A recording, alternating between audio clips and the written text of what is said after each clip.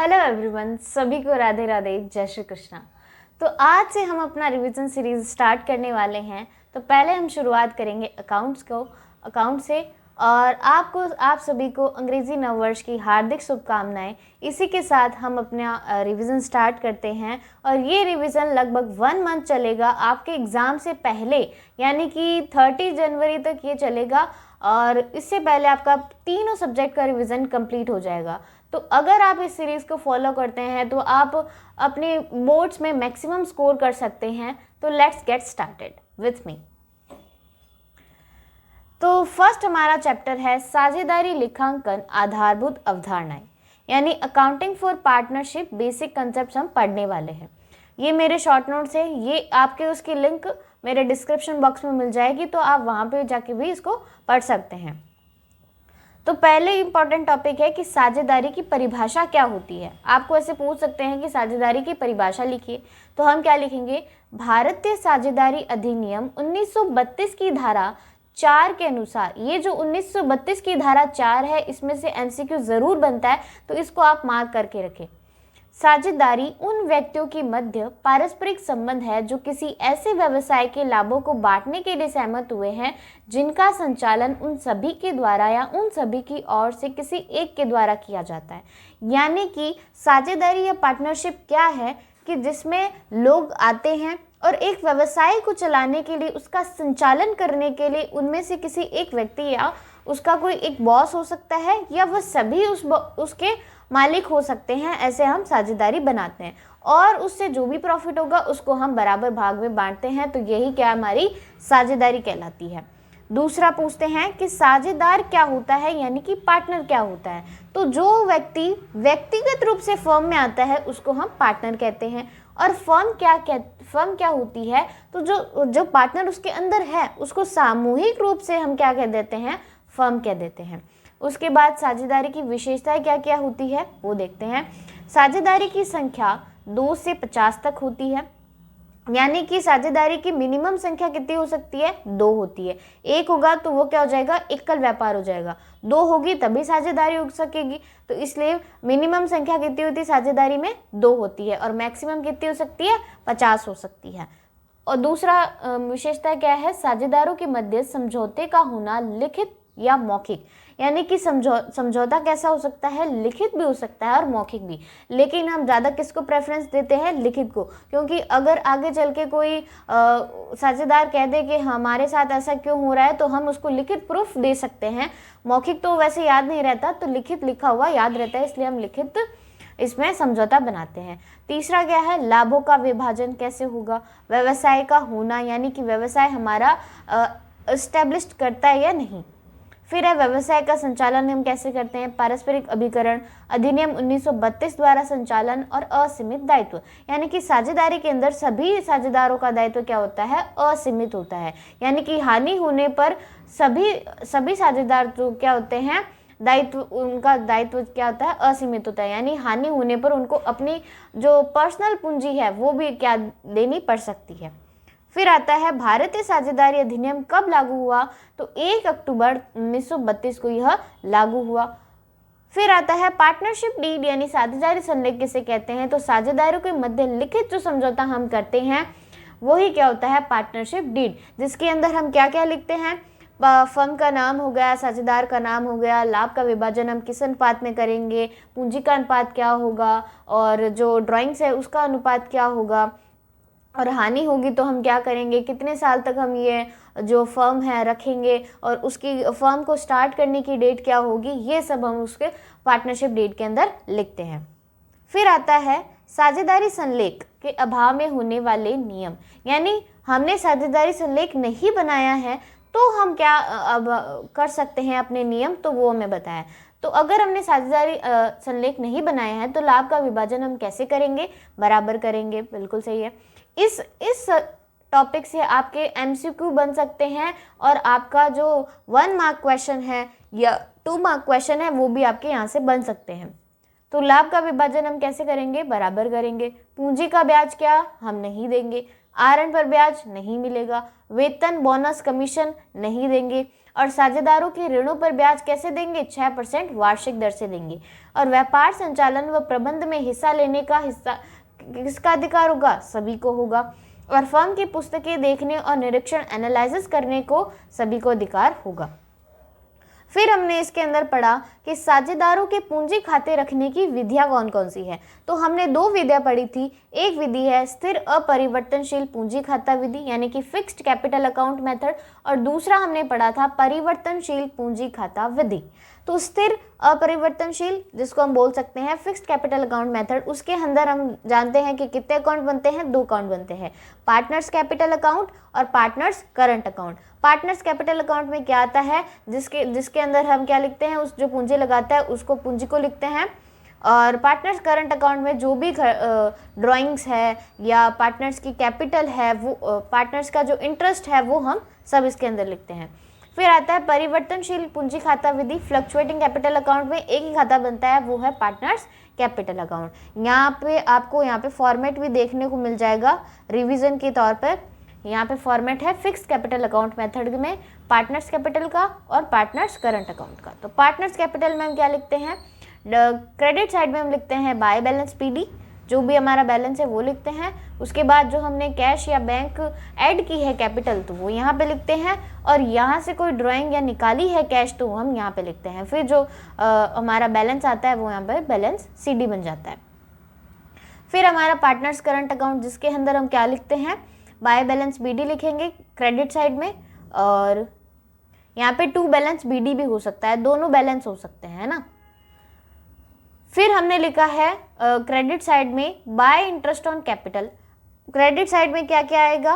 Bye interest on capital, by salary, यहाँ पे मैंने शॉर्ट फॉर्म में लिखा है SBC, यानी कि सैलरी, बोनस और कमीशन। फिर आता है बाय P&L एप्रोप्रिएशन प्रॉफिट, जो हमने P&L एप्रोप्रिएशन से प्रॉफिट निकाला है वो हमारा किस साइड आएगा? क्रेडिट साइड में आएगा। और डेबिट साइड में क्या आती है? यदि हमारा बैलेंस डेबिट साइड वाला है तो वो यहाँ पे लिखेंगे बैलेंस बीडी। और फिर उसके अंदर आता है डेबिट साइड में ड्राइंग्स आती है, इंटरेस्ट ऑन ड्राइंग आता है, और P&L एप्रोप्रिएशन का जो लॉस है वो किस साइड आएगा? डेबिट साइड आएगा। और टू बैलेंस सीडी आ जाएगा।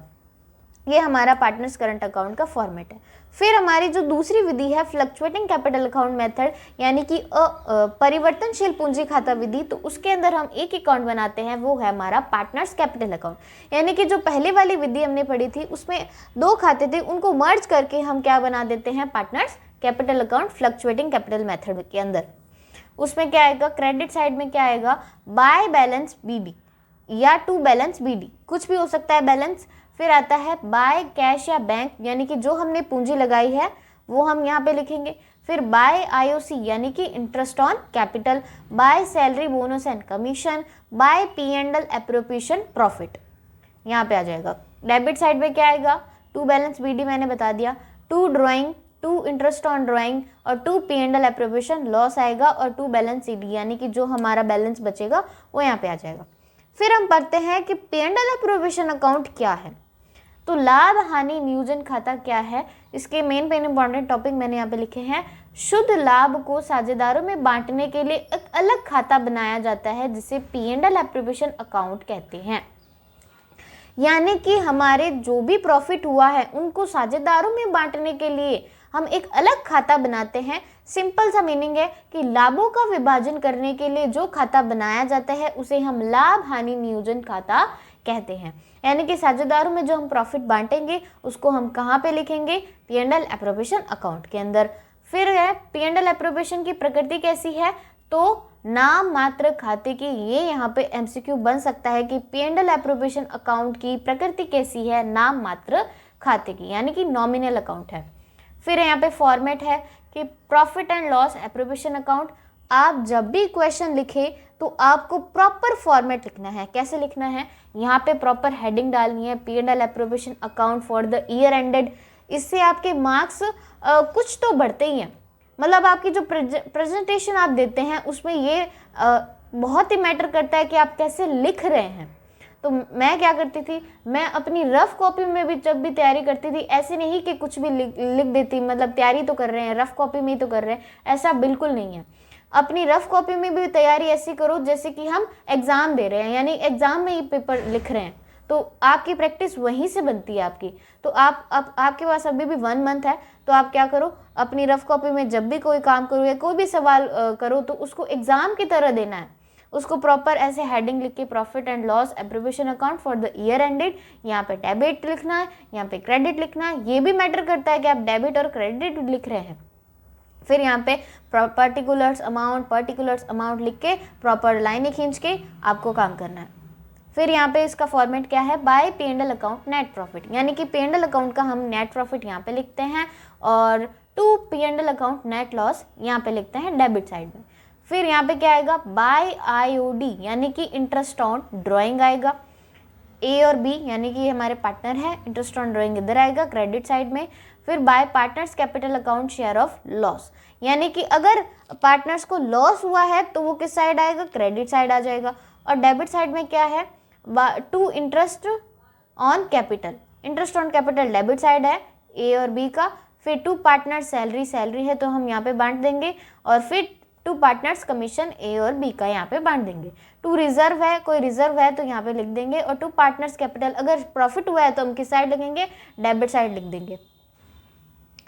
फिर हमारा पूंजी पर ब्याज की गणना, यानी कि हमारा दूसरा टॉपिक आता है कि इंटरेस्ट ऑन कैपिटल हम कैसे कैलकुलेट करेंगे। तो पूंजी पर ब्याज की गणना करने के लिए पूंजी पर ब्याज प्रारंभिक शेष पर दिया जाता है। ये मेन इंपॉर्टेंट है कि कौन से शेष पर दिया जाता है, प्रारंभिक शेष, यानी कि ओपनिंग बैलेंस पर हम क्या निकालते हैं, इंटरेस्ट ऑन कैपिटल निकालते हैं। तो हमें ओपनिंग कैपिटल कभी कभी दे देते हैं कि है ना, ओपनिंग कैपिटल निकालनी होती है, फिर उसका हमें सॉल्व करना होता है। तो कैसे निकालेंगे, कैपिटल एंड यानी कि क्लोजिंग कैपिटल लिखेंगे यहाँ पे। फिर यहाँ पे ऐड करेंगे ड्राइंग्स को, लेस करेंगे एडिशनल कैपिटल जो भी पार्टनर्स ने लगाई है वो लेस कर देंगे प्रॉफिट करंट ईयर का, और यहाँ पे लिख देंगे। फिर हमारी क्या आ जाएगी, ओपनिंग कैपिटल आ जाएगी। ये आपको फॉर्मूला याद रखना है कि कैपिटल एंड, यानी कि जो एंड की कैपिटल है वो हमने लिख दी है ना। फिर यहाँ पे लिखा है ड्राइंग्स लिख दी हमने, और फिर एडिशनल कैपिटल, ऐसे करके आपको फॉर्मूला लगा के ओपनिंग कैपिटल निकालनी है। फिर आता है पूंजी पर ब्याज क्या है, फर्म के लिए तो खर्चा होगा, यानी कि फर्म ही तो दे रही है पूंजी पर ब्याज साझेदारों को, तो फर्म के लिए खर्चा है, और साझेदारों को दे रही है तो साझेदारों के लिए क्या है, आय है। सिंपल है ये तो।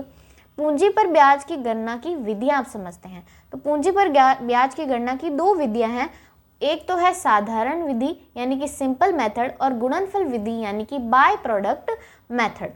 तो यहाँ पे IOC यानी कि इंटरेस्ट ऑन कैपिटल, साधारण विधि का फॉर्मूला क्या है, IOC amount of capital into rate into period बटे 100 गुणा 12, यानी कि इसका फॉर्मूला क्या होगा, हमें यहाँ पे अमाउंट ऑफ कैपिटल लिखनी है, उसकी रेट कितनी हो सकती है, 6% हो सकती है, 12% हो सकती है, कुछ भी आपके दी हुई क्वेश्चन में वो आपको लिखनी है। फिर उसका पीरियड क्या है, यानी कि उसने कितने महीनों तक अपनी इंटरेस्ट ऑन कैपिटल निकालनी है आपको, तो वो लिखना है। फिर 100 × 12 कर देना है। तो ये आपका किसका है, सिंपल मेथड का। फिर आता है गुणनफल यानी कि बाय प्रोडक्ट मेथड।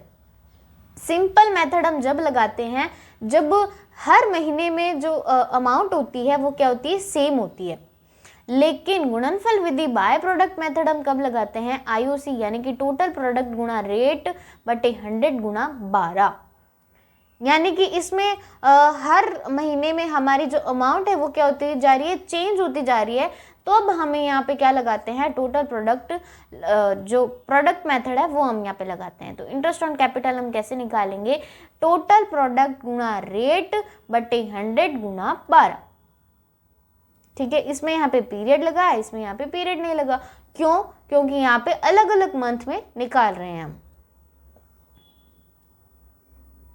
और अगर हमें टोटल प्रोडक्ट कैसे निकालेंगे, यहाँ पे टोटल प्रोडक्ट लिखा हुआ है, तो टोटल प्रोडक्ट कैसे निकालते हैं, कैपिटल गुणा पीरियड से निकालते हैं। कैपिटल गुणा करके पीरियड से हम पहले ही टोटल प्रोडक्ट निकालते हैं, इसलिए हम यहाँ पे पीरियड नहीं लिखते।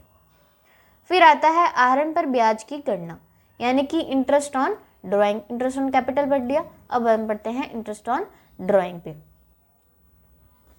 तो आहरण पर ब्याज खर्चा साझेदार के लिए, यानी कि आहरण पर ब्याज क्या है, यानी कि साझेदार आहरण पर ब्याज दे रहा है, तो साझेदार के लिए खर्चा है और फर्म के लिए क्या है, आय है, फर्म के लिए आय है। आहरण पर ब्याज ज्ञात करने की विधियां कौन कौन सी है, जब राशि और तिथि अलग अलग हो और जब राशि और तिथि समान हो, यानी कि जब राशि भी, अमाउंट भी सेम हो और डेट भी सेम हो, तब हम कौन सी यूज करते हैं, सरल विधि और गुणनफल विधि का यूज करते हैं।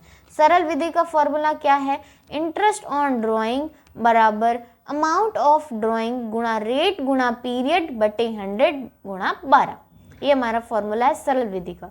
उसके बाद गुणनफल विधि है interest on drawing total product गुणा रेट बटे 100 गुणा 12, ये हमारा जो पहले हमने पढ़ा था इंटरेस्ट ऑन कैपिटल में, वो हमारा सेम यहाँ पे फॉर्मूला रहेगा इंटरेस्ट ऑन ड्राइंग।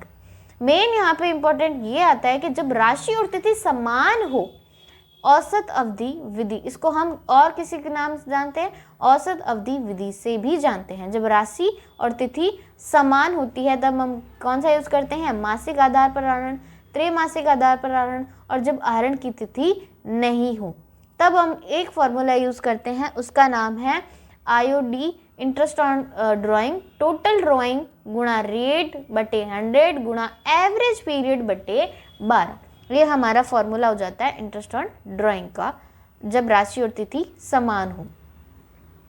यहाँ पे ये एवरेज पीरियड की टेबल दी हुई है, आपको इसको आप रिवाइज भी कर सकते हैं। यहाँ से मैं यहाँ पे आपको ये बता रही हूँ, यानी कि मासिक आहरण, यानी कि जो हमें मासिक आहरण पर देना है वो अगर बिगनिंग में है तो हम क्या लेंगे 6.5, और मिड में है तो क्या 6 मंथ एंड में है तो 5.5, ऐसे हम निकाल सकते हैं। यहाँ पे ट्रिक भी दी हुई है, +5 करेंगे -5 करेंगे, और त्रैमासिक आहरण है तो बिगनिंग में, मिड में, एंड में क्या क्या है, ये सारी है, तो ये आप देख सकते हैं यहाँ से। फिर हमारा टॉपिक है साझेदार को लाभ का आश्वासन या गारंटी, यानी कि फिर हमारा गारंटी वाला टॉपिक आ जाता है, guarantee of product to a partner. Guarantee यानी कि आश्वासन के प्रकार क्या है, फर्म द्वारा गारंटी, सभी साझेदारों द्वारा गारंटी, यानी कि या तो फर्म गारंटी देती है, फर्म क्या होती है, सामूहिक रूप से साझेदारों का जो समूह होता है वही फर्म होती है, तो या तो फर्म गारंटी दे दे या सभी साझेदार गारंटी दे दे, बात एक ही है। फिर आता है दूसरा हमारा साझेदारों द्वारा गारंटी। साझेदार, कोई एक साझेदार कह देता है कि मैं अगर इसको कोई भी मतलब हानि हुई तो मैं इसकी गारंटी देता हूँ कि मैं इसको पे करूँगा, यानी साझेदारों द्वारा गारंटी। फिर है साझेदार द्वारा फर्म को गारंटी। साझेदार कह देता है कि मैं फर्म को इस बार इतना प्रॉफिट कमा के दूंगा, अगर वो नहीं कमाता है तो फिर उसको भुगतना पड़ता है। फिर है साझेदार द्वारा फर्म को और फर्म द्वारा साझेदार को गारंटी, यानी कि साझेदार फर्म को भी गारंटी देता है और फर्म वापस उसको गारंटी देती है, तो ये हमारा फोर्थ जो टॉपिक हो गया वो हो गया। फिर है बंद हुए साझेदार खातों में समायोजन और पश्चात समायोजन, यानी कि अगर हमारे कोई अकाउंट में गलती हो गई है तो हम उसको वापस कैसे सही करेंगे वो देखते हैं। Past adjustment in closed partnership account. समायोजन की विधिया कौन सी है, एकल प्रविष्टि द्वारा समायोजन और लाभ हानि समायोजन खाता खोलकर समायोजन कर सकते हैं। एकल प्रविष्टि द्वारा समायोजन कैसे करेंगे, एकल प्रविष्टि द्वारा समायोजन करना है तो gaining partners capital account DR, यानी कि जिसको अधिक राशि मिली है उसको हम डेबिट कर देंगे, to sacrificing partner's capital account, यानी जिसको कम राशि मिली है उसको हम क्रेडिट कर देंगे, यानी कि जिसको गेन हो रहा है उसको तो हम डेबिट करेंगे और जो सेक्रीफाइस कर रहा है यानी कि अपने भाग से कुछ भाग उसको दे रहा है तो वो क्या है सेक्रीफाइसिंग है, तो वो हम यहाँ पे क्रेडिट कर देंगे। फिर यहाँ पर एनालिटिकल टेबल बनती है, वो क्या है XYZ, यानी कि कोई भी पार्टनर है, यहाँ पे टोटल लिखेंगे। फिर क्या है इंटरेस्ट ऑन कैपिटल को हम क्या करेंगे प्लस करते हैं यहाँ पे और यहाँ पे ऐड कर देते हैं तीनों को, और फिर सैलरी या कमीशन है तो यहाँ पे प्लस करेंगे और इंटरेस्ट ऑन ड्राइंग को हम क्या कर देंगे यहाँ पे माइनस करेंगे, तो हमारे पास ये आंसर आ जाएंगे, यानी कि राइट डिस्ट्रीब्यूशन ऑफ क्या है ये है। फिर हम माइनस कर देंगे क्या रॉन्ग डिस्ट्रीब्यूशन, यानी कि जो हमें क्वेश्चन में रॉन्ग डिस्ट्रीब्यूशन दिया हुआ है उसको हम यहाँ से माइनस कर देंगे, तो हमारे पास फाइनल एडजस्टमेंट क्या आ जाएगी ये आ जाएगी। एक बात याद रखना है कि जो माइनस में आए उसको तो हम डेबिट करेंगे और जो प्लस में आ रहे हैं उसको हम क्या कर देंगे क्रेडिट कर देंगे, और उससे हमारी क्या बन जाएगी एंट्री बन जाएगी। फिर आता है लाभ हानि समायोजन खाता खोलकर हम कैसे करते हैं। ये तो हमने एनालिटिकल टेबल से की है, फिर हम लाभ हानि खाता खोलकर कैसे करते हैं। बिल्कुल profit and loss appropriation account बनाया, सेम वैसा ही है, आपको लिखना है। कैसे लिखना है, पर्टिकुलर्स अमाउंट और पर्टिकुलर्स अमाउंट। इसमें क्या है, नेट लॉस मतलब जो P&L का नेट प्रॉफिट और नेट लॉस है वो नहीं लिखना है, और जो P&L एप्रोप्रिएशन में हम प्रॉफिट निकालते हैं नीचे वो भी नहीं लिखना है, सिर्फ ये अमाउंट लिखना है।